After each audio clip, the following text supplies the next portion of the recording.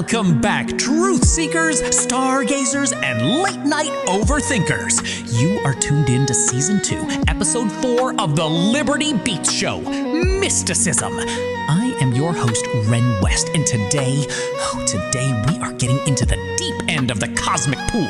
We're talking about the architecture of fate itself, astrology and tarot.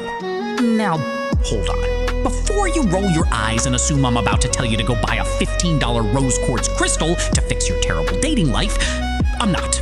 We are not doing the generic back of the magazine, Scorpios are angry and Pisces cry a lot horoscope hour. No, my friends. Today, we are bridging the gap between ancient esoteric wisdom and modern psychology. We're talking about Carl Jung, astronomical wobbles, and why the universe is basically a giant mirror reflecting your own subconscious back at you. Let's start with a little controversy to get the blood flowing. Every 3 or 4 years, like clockwork, the internet collectively loses its mind because NASA supposedly discovers a 13th zodiac sign called Ophiuchus.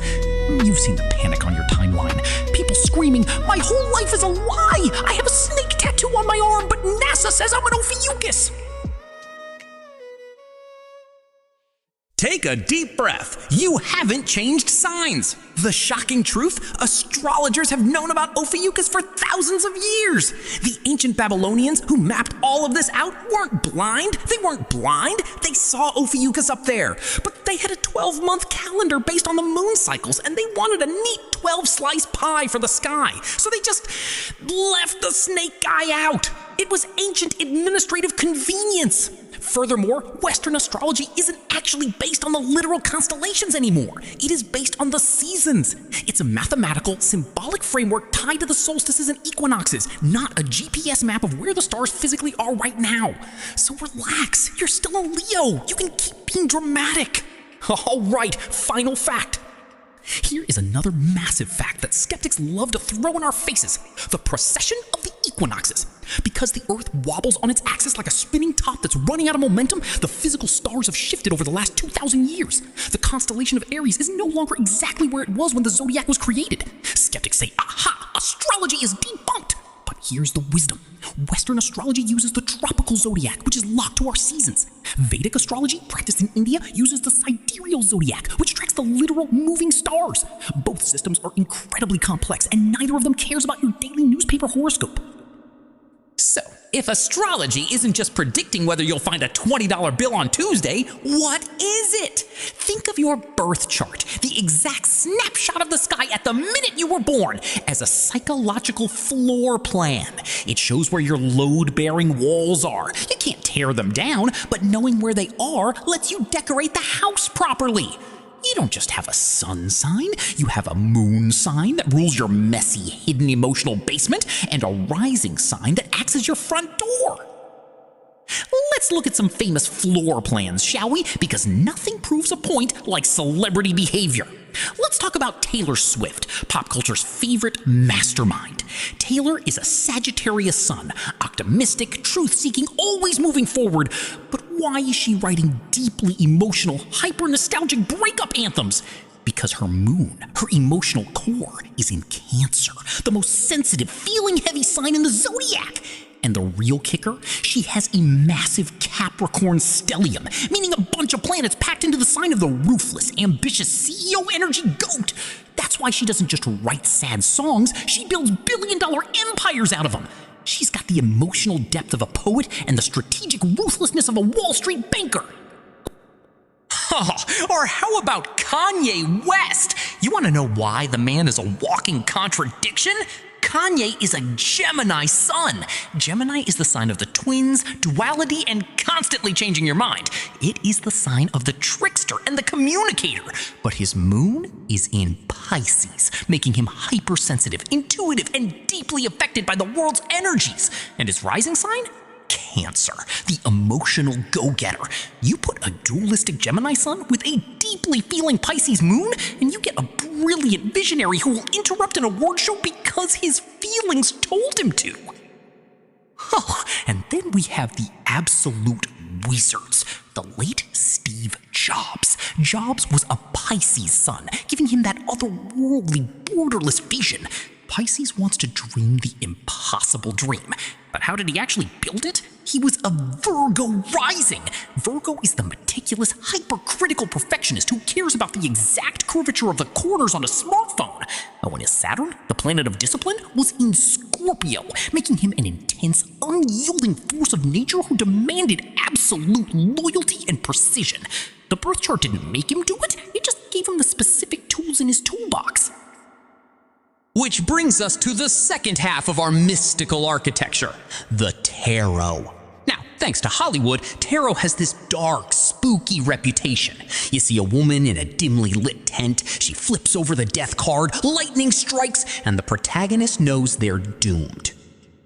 I hate to ruin the spooky vibes, but tarot did not originate in ancient Egyptian tombs, and it wasn't handed down by demons. It started in 15th century Italy as a parlor game called tarocchi, literally a drinking game for rich Italian nobles. It was basically the Renaissance equivalent of playing Uno. It wasn't until centuries later that mystics looked at the beautiful, allegorical artwork and realized, wait a minute, these cards map out the entire human experience. And this is where the legendary psychoanalyst Carl Jung enters the chat. Jung didn't view tarot as fortune-telling. He didn't care about predicting if you'd get a promotion. Jung looked at tarot and saw the collective unconscious. He believed that all human beings share a foundational mental software, universal patterns of behavior he called archetypes. The mother, the father, the fool, the hero, the devil. The 22 cards of the tarot's major arcana perfectly visually represent these archetypes. Let's talk about the big one, the death card. If you draw the death card in a reading, please do not call your lawyer to write your will. The death card almost never means physical death. In the psychological framework of tarot, death is the archetype of profound, unstoppable transformation. It is the end of an era. It is the snake shedding its skin. It means whatever you are clinging to, a dead-end job, a toxic relationship, an outdated version of yourself, needs to be cleared out so new life can grow. It is not a threat, it is a cosmic eviction notice for your bad habits. So, if tarot isn't magic, how does it work? Why does the card you pull always seem to punch you right in the gut with how accurate it is? Jung called this synchronicity, a meaningful coincidence. When you shuffle those cards and lay them out, you aren't doing sorcery. You are giving your subconscious mind a mirror. The imagery on the cards is deliberately ambiguous. If you pull the Seven of Swords, a card showing a man sneaking away with stolen swords, and you immediately think about how your coworker took credit for your idea, the card didn't magically know that. Your brain used the imagery to project what it was already stressing out about. Tarot is just interactive therapy with your own intuition. And that, Liberty Beats family, is the real wisdom here. Whether you are analyzing the planetary transits in your birth chart or pulling 3 cards to figure out why you're so anxious on a Tuesday, these mystical systems do not rob you of your free will. They do not dictate your fate.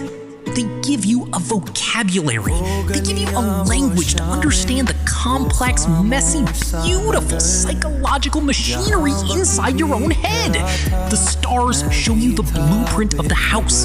The cards help you navigate the rooms in the dark. But you are the architect. You are the one who has to live in it, build it, and make it beautiful. That's our time for today. Thank you for exploring the cosmic mirror with me on Season 2, Episode 4 of the Liberty Beats Show, Mysticism. If this episode opened a door for you, make sure to hit subscribe, leave us a rating, and share it with that one friend who still thinks their life is falling apart because NASA found a snake in the sky.